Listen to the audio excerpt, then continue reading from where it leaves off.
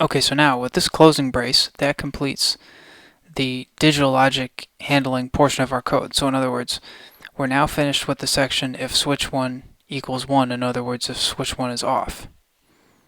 If switch 1 is off, then we'd like to respond to switch 2 and 3 as digital inputs.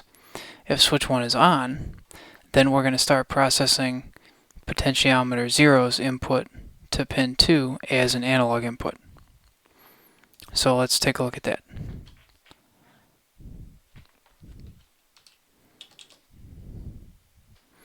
Okay, so else if, and again, this line here is going to match, or I should say this curly brace here matches to this one up here. So in other words, if switch 1 is off, now we're going to handle if switch 1 is on. So else if switch 1 equals 0, and again remember it's logic low, so that's going to be if switch 1 is on,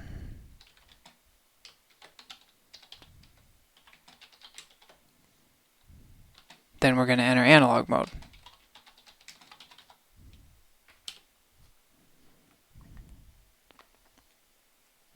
So fortunately, we're actually going to have very little code necessary for our analog to digital conversion now that we've already set everything up before we entered our infinite while loop. So here's what we're going to do. We recall from earlier that when we were looking at the addcon 0 register, we had this bit go done. So first off, how are we going to refer to that bit in our C code? Because we can't have addcon 0 bits dot go slash logic low symbol done. That's not valid C syntax. So if we're ever in a situation like this, or if we wonder if the name is the same on the datasheet as how we're going to have to refer to it in code, of course we're going to go to the .h file. So if we search for addcon 0, we'll find it, and so we're going to look for something to the effect of go done, and sure enough, here it is. So that tells us that the syntax is going to be addcon 0 bits dot go underscore done to refer to that bit. So let's go ahead and enter that. Addcon 0 bits dot go underscore done is assigned. Now what are we going to assign it to?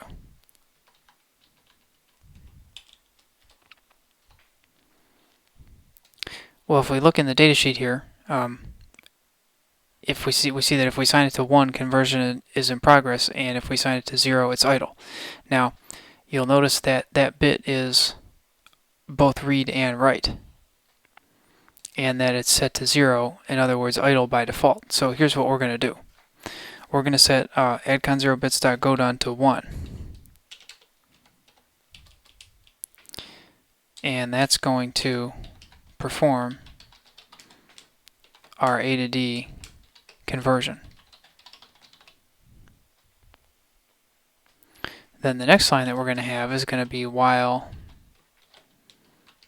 addcon 0 bits dot go underscore done, the same bit, while that equals 1. Now notice we have assignment here, so we're writing, and then here we have equality, so we're reading. So while addcon bits go done equals 1, so in other words, while it's still what we set it to, we're going to infinitely loop. So effectively what this line is going to do is we're going to wait here until addcon bits dot go underscore done equals 0. And then at that point in the register ADRESH, that's analog to digital result high, is going to be where the result is stored. So if you're starting to pick up on microcontroller programming coming from a desktop software background, especially if you're used to a language like Java or the .NET languages, which is substantially far from compiler level, this kind of code might seem really, really weird to you. But actually, with microcontrollers, this is extremely common. What you're going to do very, very frequently for hardware-software interface stuff is you're going to set a certain bit to a certain value, and then you're going to check either that bit or another bit. And then when the bit that you're checking changes, then you know that the internal circuitry of the microcontroller has completed some process. So now that we know we have our result in address high, the last thing that we have to do is we have to show that result on the 8 LEDs that we have as an 8-bit value, and we're going to call the function that we started to write earlier to do that. So show byte on LEDs. So we could have crammed that all into function main, but it's a little bit neater, more readable to have it as a separate function.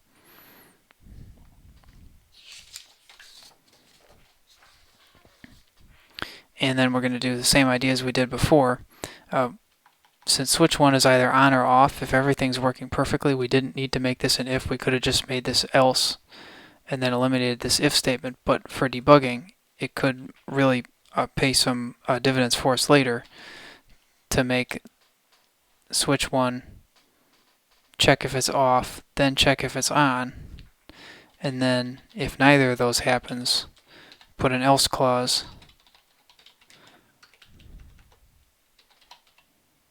should never get here.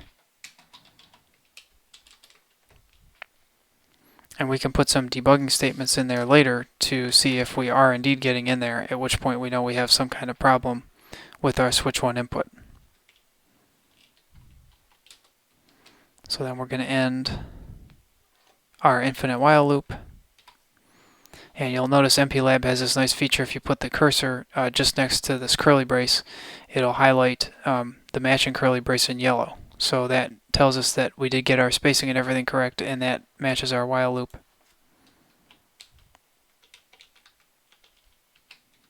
And if we do the same thing here, now the beginning of main should be yellow, and indeed it is. So the only thing left is to write our function to show our byte on LEDs, given that we're passed in a 8-bit variable, the typedef byte variable we designed or established earlier. So that's essentially an unsigned character because of this typedef statement.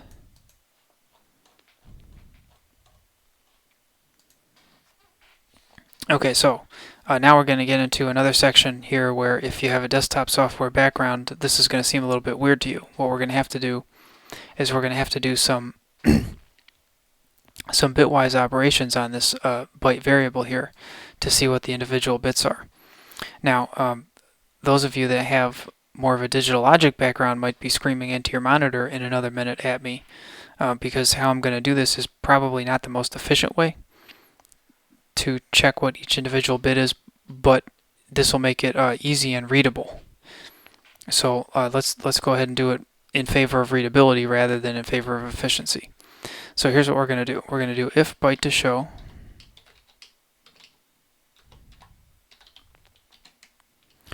ampersand. Now notice that's a single ampersand, not a double ampersand. Of course, you're probably more used to double ampersands being comparing two conditional statements. A single ampersand is a bitwise and.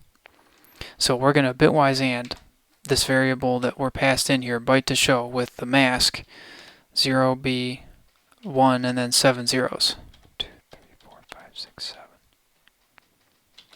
So what that's going to do is that's going to perform the AND operation on byte to show and this mask that we have.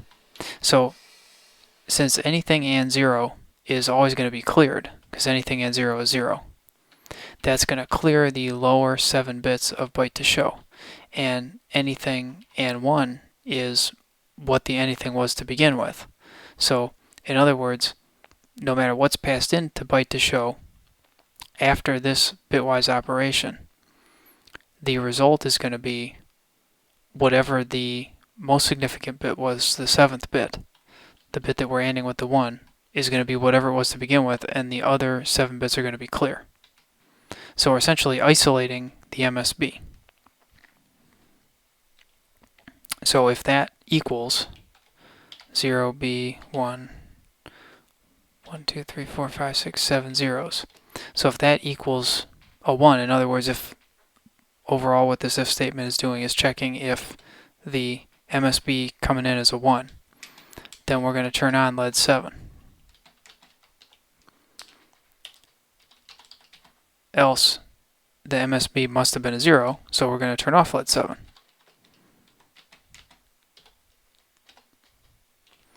Now essentially we're going to do the same thing for the other 7 bits of byte to show, those being bits 6 through 0.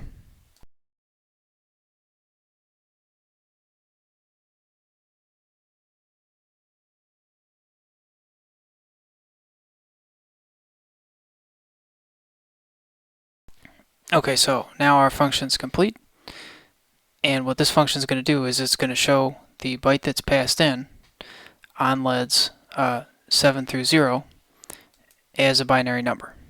So at this point our entire program is complete, and we can save it and compile it and see if we made any typos, and by some unbelievable miracle I didn't make any typos the first time around. That's probably the first time that's ever happened.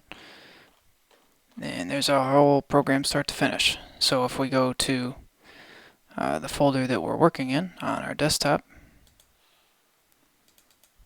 we should see a hex file, and sure enough there it is. And so our next step is going to be to load that hex file into our 18F4550 with either the PIC18F4550 or the PIC18F4550 3